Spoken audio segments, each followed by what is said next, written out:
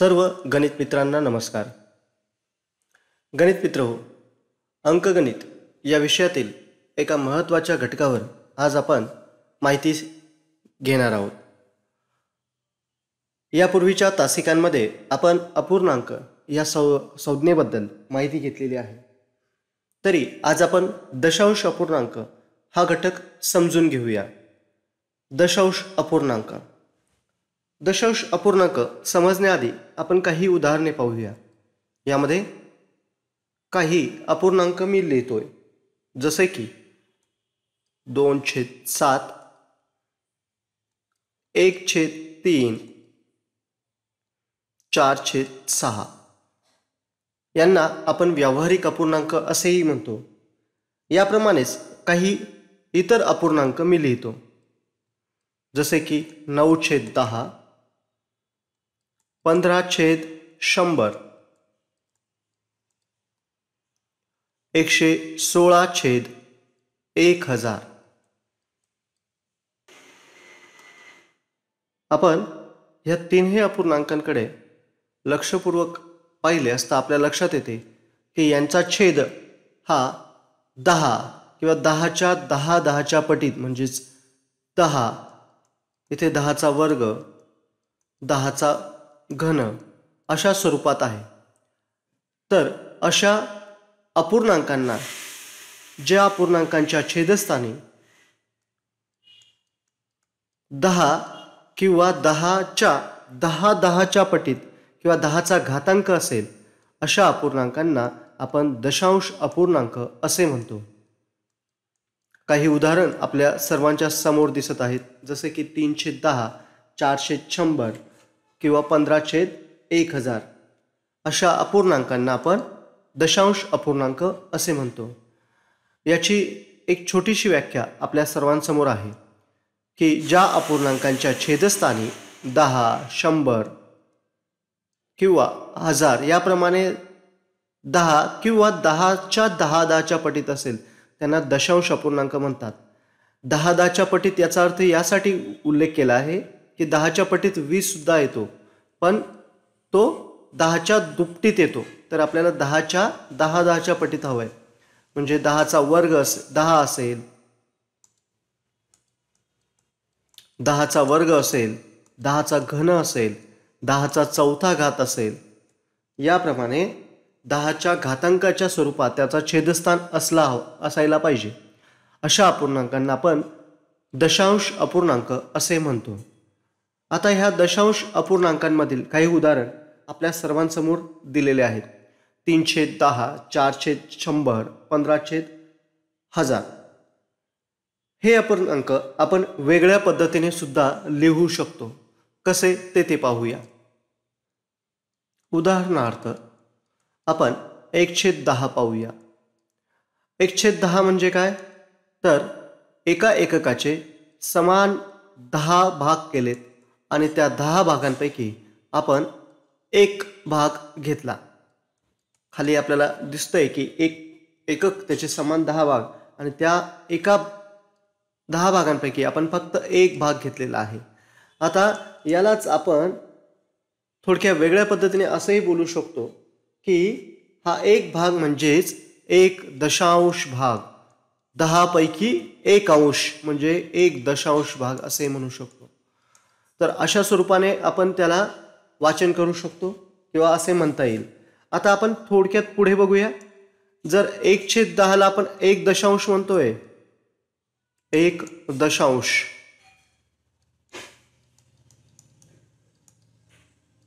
तर 1/100ला आपण किती म्हणणार? 100 म्हणजेच शतक, तर एक शतांश, शतकामधील एक भाग.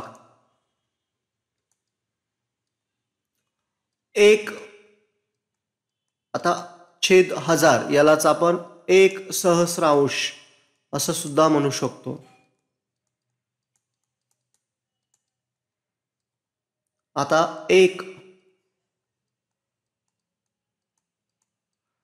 दशसहस्रांश असं सुद्धा आपण म्हणतो.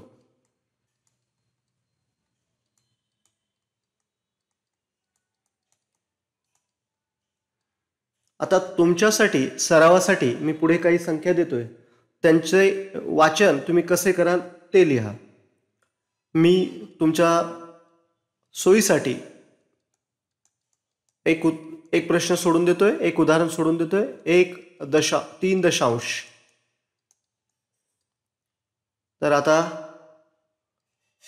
5/100 हे कसे वाचाल ते लिहा.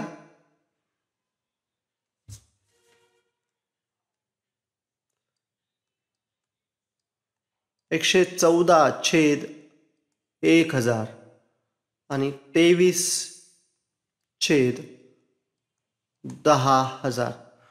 तर हे कशा पद्धतीने वाचाल ते तुम्ही वहीमध्ये नोंदवा.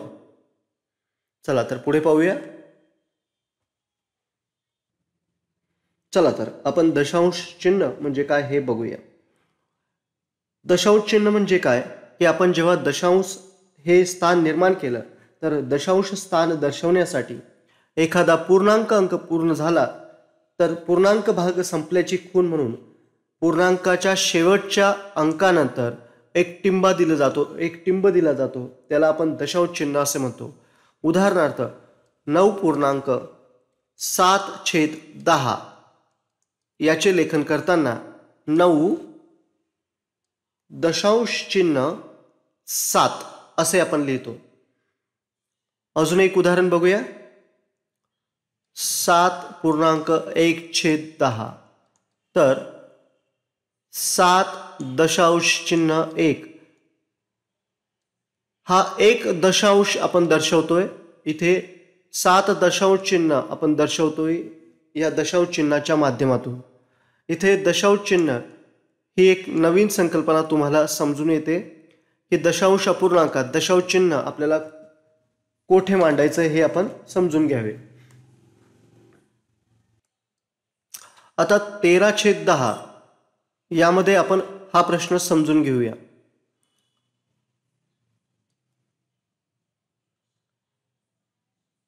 एका एककाचे समान 10 भाग केले आहेत. त्यातील 13 भाग आपण घेतलेले आहे म्हणजे 1.3/10 अशा पद्धतीने आपण त्याचे विश्लेषण करू शकतो. मग 1 पूर्णांक म्हणजेच 1 एकक आणि 3 दशांश असं आपण लिहू शकतो. वाचन करताना सुद्धा आपण 1 दशांश चिन्ह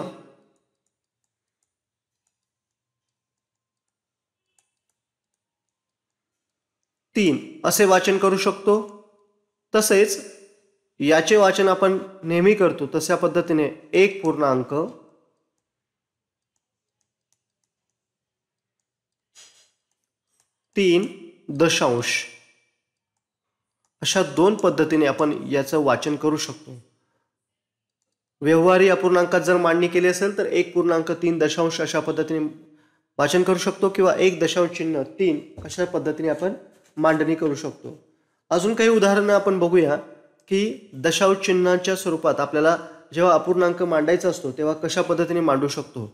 उदाहरणार्थ 8.9/10 तर 8 पूर्णांक झाल्यानंतर दशांश चिन्ह द्या. 9 दशांश आहे म्हणजे 9. दुसरं उदाहरण बघूया. 5.13/100 आता इथे 13 शतांश आहे म्हणून 5 पूर्णांक मग दशांश चिन्ह देऊया 1 आणि 3.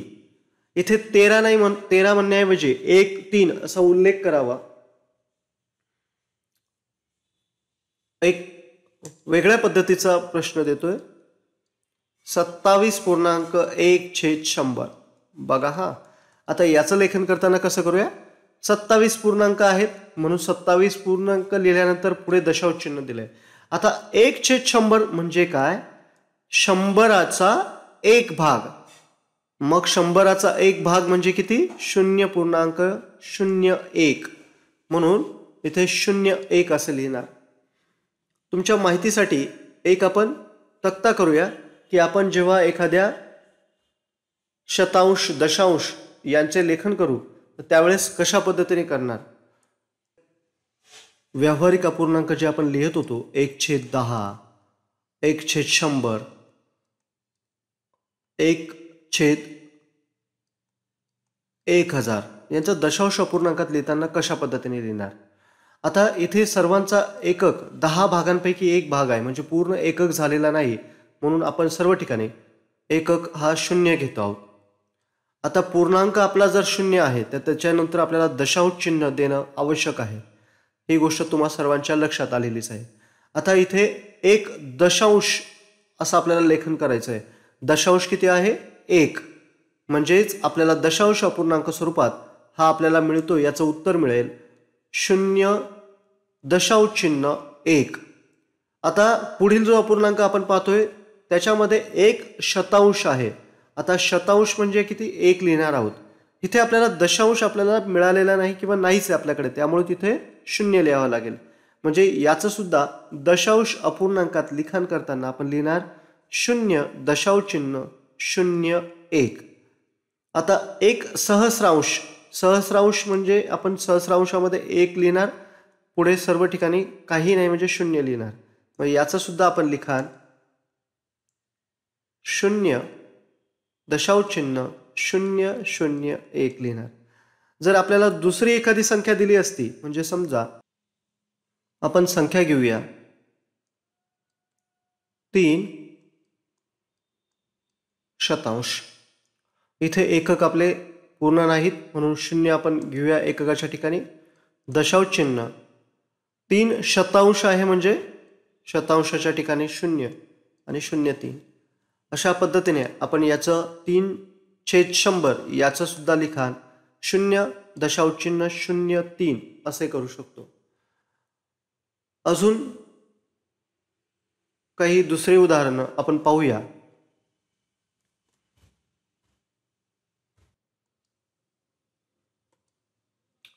व्यवहारी अपूर्णांक मांडूया 3.1/10. आता बघा इथे 3 एकक पूर्ण झालेले आहेत म्हणून आपण एकक आहे, आपण एककाच्या ठिकाणी 3 लिहूया, दशांश चिन्ह देऊया आणि पुढे आहे 1 म्हणजे दशांशाच्या ठिकाणी 1. तर याचं उत्तर आपण असं लिहू शकतो की दशांश अपूर्णांकामध्ये त्याचं लिखाण 3.1 अशा पद्धतीने आपण लिहू शकतो.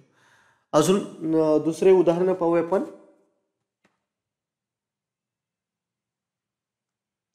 9.2. आता यामध्ये एकक आहे 9. 9च्या पुढे आपण दशांश चिन्ह देणार आहोत. पूर्णांकानंतर शेवटच्या स्थानानंतर आपण दशांश चिन्ह देतोय. पुढे आहे 2 म्हणजेच इथे दशांश 0 येईल. याचं उत्तर येईल 9.02. चला पुढे अजून आपण बघूया. दुसरं उदाहरण बघूया. 13.35. बघूया हे कशा पद्धतीने आपण लिहिणार ते पाहूया. आता इथे दशक आहे 1, एकक आहे 3, त्याच्यानंतर दशांश चिन्ह येईल. इथे 35 सहस्रांश आहे, मग सहस्रांशाला शेवटी 5 लिहूया. शेवटून मांडणी करत्या, शेवटच्या स्थानापासून आपण जर मांडणी केली तर आपलं उत्तर चुकत नाही. हे बघा 35 सहस्रांश शेवटून मांडणी केली. बरेच विद्यार्थी इथून मांडणी करायला सुरुवात करतात, पण आपला सहस्रांश हे शेवटचं स्थान असल्यामुळे इथे 35 लिहिणार. मग इथे दशांशाच्या ठिकाणी काय येईल? 0. याचं उत्तर आपल्याला मिळेल 13.035. चला अशा पद्धतीचं आणखी एक उदाहरण बघूया. 4.2 सहस्रांश. आता हे गणित लिहिताना पुन्हा एकदा काळजी घेणार. इथे पूर्णांक आहे 4, पुढे दशांश चिन्हाची मांडणी करणार कारण पूर्णांक इथे संपले 4. आता 2 सहस्रांश आहे म्हणजे शेवटचं स्थान आहे 2. 2पासून आपण लिहित येणार सहस्रांश आहे म्हणून इथे पुन्हा 0 येईल. मग याचं लिखाण आपल्याकडे उत्तर आपल्याला दशांश अपूर्णांकात मिळेल 4.0002. अशा पद्धतीचे वेगवेगळी गणितं आपल्या सर्वांना सोडवायची आहेत. यासाठी सरावासाठी पुन्हा तुम्हा विद्यार्थ्यांसाठी खालील काही व्यावहारिक अपूर्णांक लिहून देतोय. त्यांचं लिखाण दशांश अपूर्णांकात आपण व्यवस्थित मांडावे. विद्यार्थ्यांनी पुढील सर्व व्यावहारिक अपूर्णांकाचे दशांश अपूर्णांकात लिखाण करावे.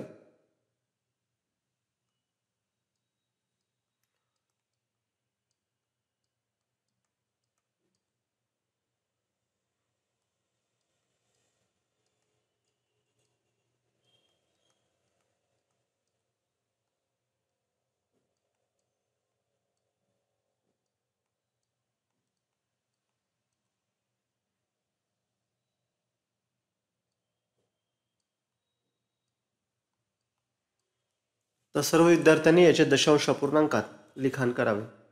चला तर पुढे पाहूया. आपण लेखन ही गोष्ट पाहिली. आता आपण याचे वाचन हे सुद्धा आपण पाहूया.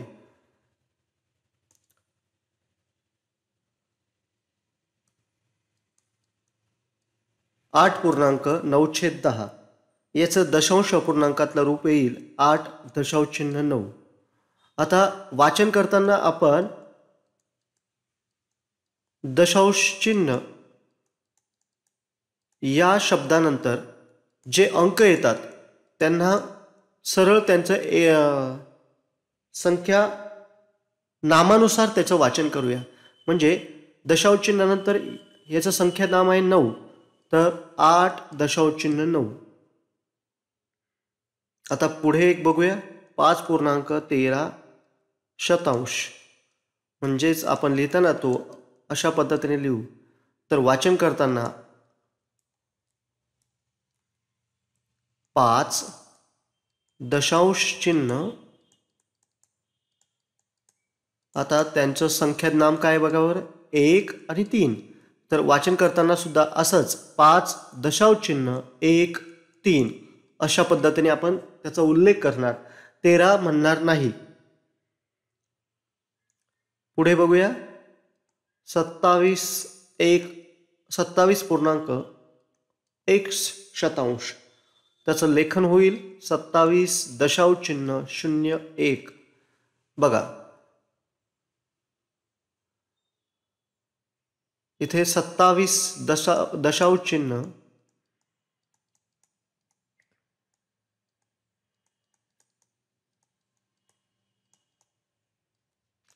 0.1 असा त्याचा वाचनामध्ये बोध घ्यावा. आता याला 13 जर आपण म्हटलं असतो तर याला आपण फक्त 1 म्हणावं लागलं असतं. आणि अशा वेळेस या शून्याची किंमत आपल्या लक्षात आली नसते की तो 1 शतांश आहे. जर 1 म्हटला असता तर तो 1 दशांश झाला असता. म्हणून दशांश चिन्हानंतर जे अंक येतात त्या अंकांचा वाचन करताना त्यांच्या एक एक अंकाच्या संख्या नामानुसार त्याचं वाचन करत जाऊया. एक शेवटचं उदाहरण पाहूया.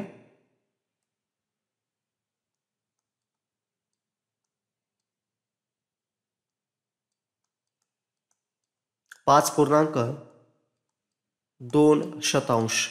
तर याचं वाचन करताना आपण म्हणणार 5 दशांश चिन्ह 0.2. सरावासाठी पुढे काही उदाहरणं देत आहोत. त्याचा व्यवहारी अपूर्णांकात मी त्याचा उल्लेख करेल, तो तुम्ही दशांश अपूर्णांकात सुद्धा लिहायचा आहे आणि त्याचं वाचन कशा पद्धतीने होईल याचाही आपण अभ्यास करूया. स्क्रीनवर दिसत असलेल्या व्यवहारी अपूर्णांकांचा तुम्ही दशांश अपूर्णांकात कसे लेखन कराल ते लिहायचे आहे. त्यासोबतच त्यांचे वाचन कसे कराल ते सुद्धा आपण लिहायचे आहे. तर विद्यार्थी मित्र, आज आपण पाहिलं की दशांश अपूर्णांकामध्ये दशांश चिन्ह कशा स्वरूपात मांडतोय, त्यांचं लेखन, त्यांचं वाचन, त्यांचा व्यवहारी अपूर्णांक ते दशांश अपूर्णांक यांच्यात थोडक्यात संबंध आपण बघितला. पुढील भागात आपण दशांश अपूर्णांक यांची बेरीज, वजाबाकी व गुणाकार ह्या मूलभूत क्रिया आपण पाहणार आहोत. तरी सर्व विद्यार्थ्यांनी बेरीज, वजाबाकी, गुणाकार या मूलभूत क्रिया करण्याआधी दशांश अपूर्णांकांचा आजचा हा सराव पूर्ण व्यवस्थितपणे करावा, जेणेकरून पुढील क्रिया आपल्याला सहजरित्या समजतील. धन्यवाद.